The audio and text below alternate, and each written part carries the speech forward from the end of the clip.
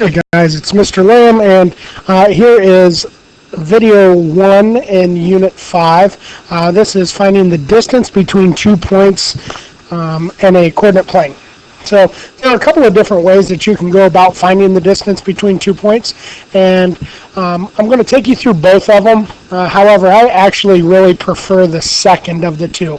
And the reason that I prefer using the Pythagorean theorem is because if you have mastered that topic from Unit 4, to me it just makes a whole lot of sense to take something that I have already mastered and just keep using it, as opposed to trying to memorize a new formula, which gives you the chance of forgetting it later on down the road. So let me show you the distance formula first, and then I'll show you how to find the distance using the Pythagorean theorem.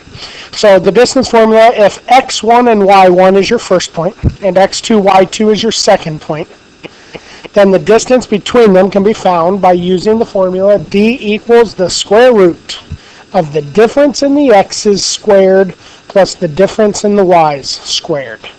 The nice thing about squaring a number is it will always be positive. Even if the difference in your x's is -4 or +4, that doesn't matter. -4 or +4, if I square them, they both end up at 16. So what this does is squaring helps us get our positive numbers. I can add them together and then square root it. So let's take a look at examples 1a and 1b. It says find the distance between each set of points using the distance formula. So I will call 3x1, and I'll call 12y1, 15 I'll call x2, and 7 I'll call y2. And then the distance formula is the square root of x2, 15, minus x1, 3 squared, plus y2, which is 7, minus 12 squared. Okay, 15 minus 3 is 12 squared, plus 7 minus 12 is -5 squared. And 12 squared is 144. -5 squared is 25. And then 144 plus 25 is 169, and the square root of 169 is 13. So it comes out nice and neat to the answer of 13.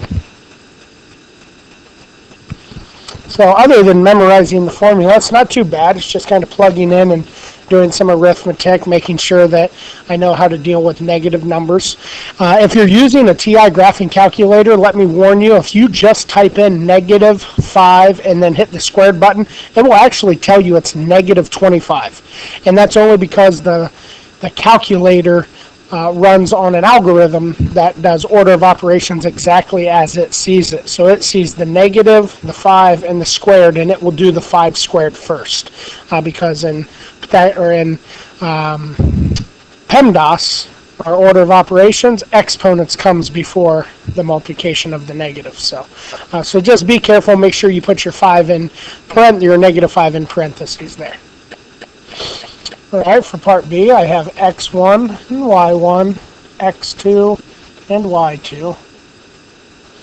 And then the distance is the square root of x2, which is -2, minus x1, which is 4, squared, plus y2, which is 10, minus y1, which is 1, squared. Alright, well that is -2 minus 4 is -6 squared. 10 minus 1 is 9 squared. Well, -6 squared is 36. 9 squared is 81. And then 36 plus 81 is the square root of 117. And if I would want to round that as a decimal, I could. Let me bring up a calculator. go.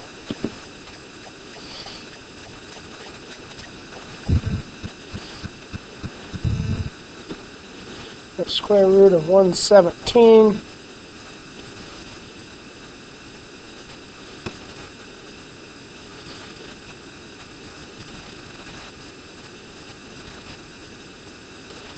There we go. Sorry about that. The square root of 117 is about 10.8. So this is going to be close to about 10.8. All right, and that is using the distance formula. Now, as I told you, I am not a big fan of memorizing this formula because I really do think at whatever level you're at, I just feel like trying to memorize formulas is not the right way to go about math. When I look at math, what I want to look at is I want to understand a concept. And if I know that concept and I can apply the concept over and over and over to different situations, it makes me a much stronger math student.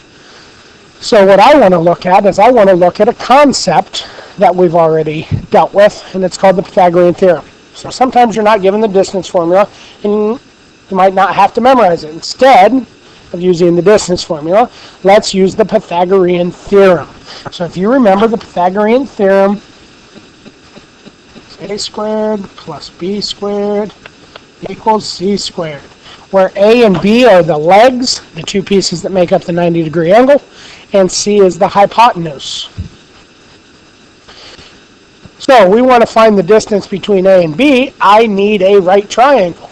So it says they have the coordinates of 2, 3, and 14, 12. Sketch a right triangle that can be used to calculate the length of AB, find its length using the Pythagorean theorem. So what I'm going to do is I'm just going to connect, and you can do either above, I can go up from A and right to B, or right and then up. I'll go right, then up. So I can go to the right, and then go. There's my right triangle. Now, I will be solving for the hypotenuse. Every single time I'll be solving for the hypotenuse. So how do I find the length of the legs? I just count. I count to see how many spots it is across the bottom. So here we go, counting in the first one. 1, 2, 3, 4, 5, 6, 7, 8, 9, 10, 11, 12. That bottom is 12. Now let's count going up. Oh boy. There you go, trying to get fancy. Counting up. 1, 2, 3, 4, 5, 6, 7, 8, 9.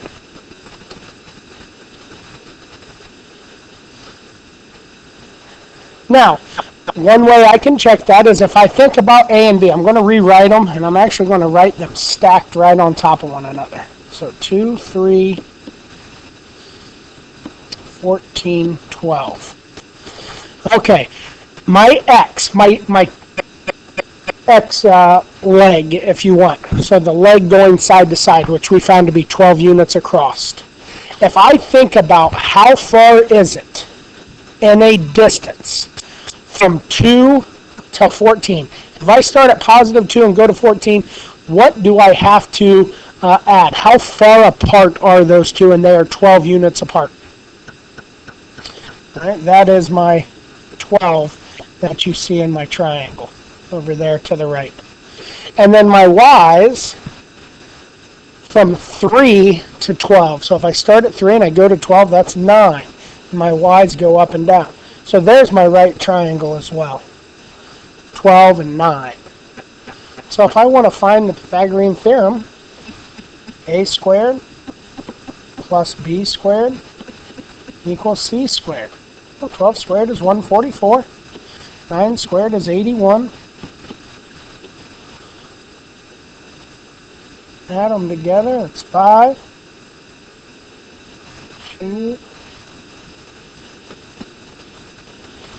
225 is c squared, and the square root of 225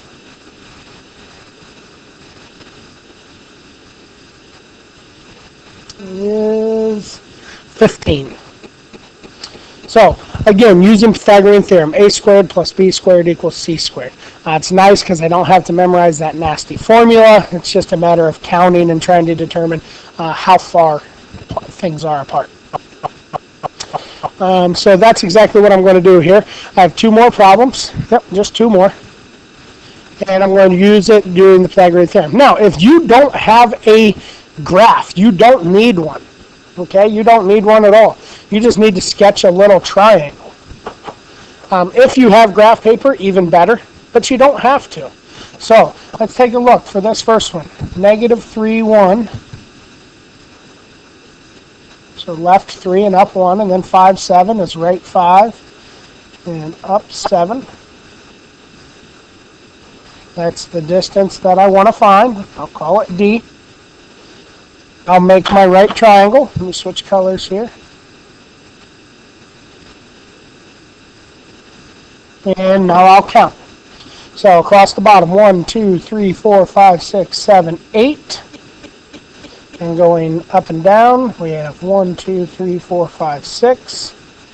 And again, I can find those 2 numbers if I think about how far is it from -3 to 5. Well, from -3 all the way over to +5, those are 8 apart. And how far are 1 and 7 apart from 1 to 7 is +6. Okay, so a squared. So 8 squared plus 6 squared equals my distance squared. It is 64 plus 36 is d squared. That is 100 is d squared. So d is the square root of 100, or 10 units apart. On this one, I'm not even going to graph the points. I won't even graph them. I'm just going to sketch a little triangle here, because some of you will not have graph paper, and it's fine. I want you to see that I don't need the graph paper. All right, for my bottom leg, all right, my X leg, what I like to call it, the distance from -2 to +8, those are 10 units apart. From -2 all the way over to +8, because I have to cross 0. My Y's go from -5 to 0, that's a distance of 5. So to find the distance between the 2 points, Pythagorean theorem. 5 squared plus 10 squared equals d squared. 25 plus 100 is d squared. 125 equals d squared.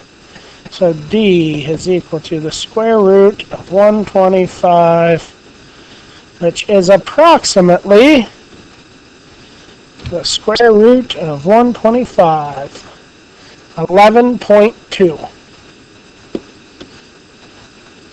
So this is at about 11.2.